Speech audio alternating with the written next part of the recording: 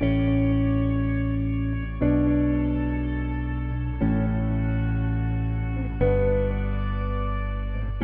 of the things I find most frustrating about the debate about climate change and what we need to do is it's often, I think, people feel like somehow they're to blame, or they're the problem, or you got to give something up.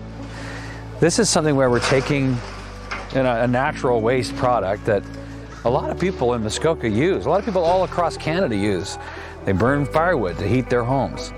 And if we can then return those nutrients back to the trees to make those trees stronger and healthier, we're solving a problem. We're helping to be part of the solution, and it doesn't cost you a fortune to do it. You're just contributing back, and it brings the community together, and it's the kind of thing that could bring the country together. That's what I'm most excited about.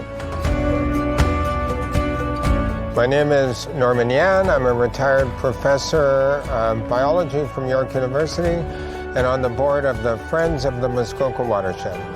And I'm here representing the Ash Muskoka Project. So the Ash Muskoka Project is a community-based initiative run by the Friends of the Muskoka Watershed to try and solve the problem of ecological osteoporosis of the forests of Muskoka.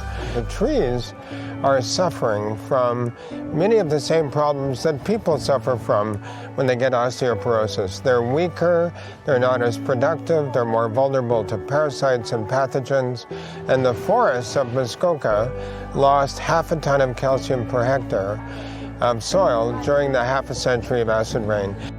Muskoka is still about 85% forested, and almost all of those forests are suffering from this problem.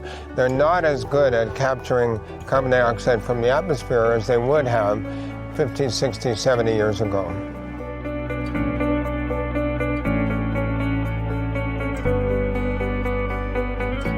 My name is Peter Kelly. I serve as a counselor on the Township of Muskoka Lakes.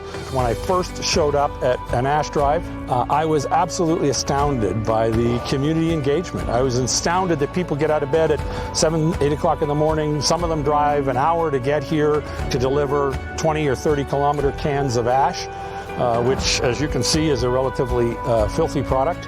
But they stick it in their car, they bring it over here, and they're quite proud of their involvement. Most environmental action involves sacrifice. It involves switching technologies at some expense. It involves reducing consumption. This involves taking something which normally gets disposed of otherwise and putting it to a much better use. It's really exciting for me. I have a young daughter who's 14 now. I have great love for Muskoka and for our country, and if we don't step up and find a way to fix this problem, we're putting future generations at serious risk. You know, this project has taken on a real personal meaning for me. I'm from Muskoka. I was born and raised in Huntsville. My family's been here for 4 or 5 generations now, actually, and politically speaking, I've always cared about the environment, and yet I think that all too often conservatives are seen as people that don't care about the environment, and that's just not the case. We have to make changes, there's no question about that, but this is a real easy way for people who can give back, contribute, and be part of something that does an incredible amount to reduce the amount of carbon in our atmosphere.